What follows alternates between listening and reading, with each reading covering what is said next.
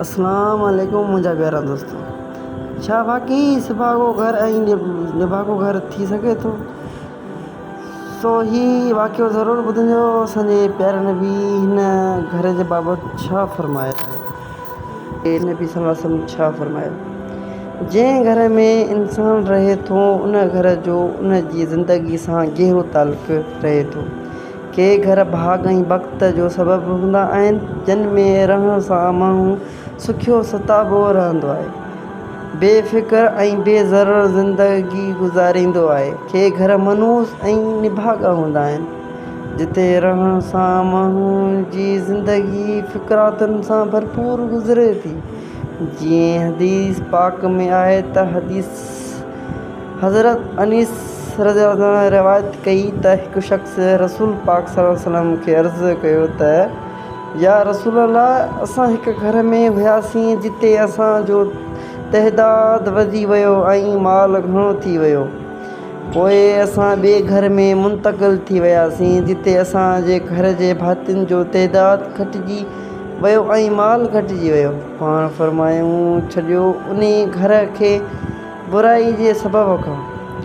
मालूम थियो त घर जो ज़िंदगी ते वॾो असरु रहे थो।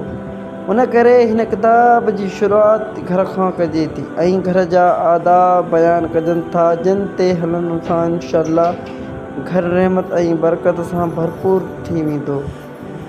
ऐं जीअं घर गुज़ारण लाइ घर अल्लाह जी वॾी नेमत आहे। मुंहिंजे प्यारा दोस्तो, तव्हांखे ॿुधाईंदा हलूं त जंहिंखे अलाह पाक माल ॾिनो आहे भले त उन माल जो असरान माण्हू ते ॾिठो वञे, उहा बि वॾी नाशुक्री आहे जो अलाह पाक पंहिंजे फज़ल सां घणो कुझु अता कयो हुजे पोइ बि माण्हू पंहिंजा हाल अफ़हाल बुछड़ा पनायूं वते।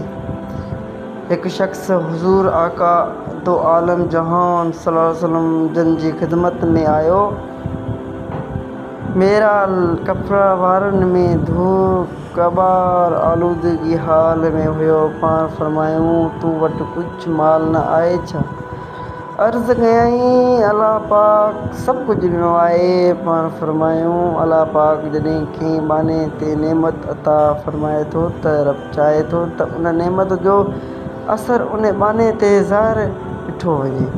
अलाह पाक क़ुरान मजीद में फ़रमायो त वला लकुम मिन बियूतिकुम सुकना, ऐं अलाह तव्हांजे लाइ तव्हांजे घरनि खे आरामगाह बनायो आहे। ॿुधाईंदो हलूं त घर इंसान लाइ हिकु उजो आहे जंहिं में पाण खे बरसातुनि खां, गर्मी सर्दीअ खां, दुश्मन खां बचाए थो। हिन आयत जे तफ़सीर में तफ़्सीर रूह अल बयान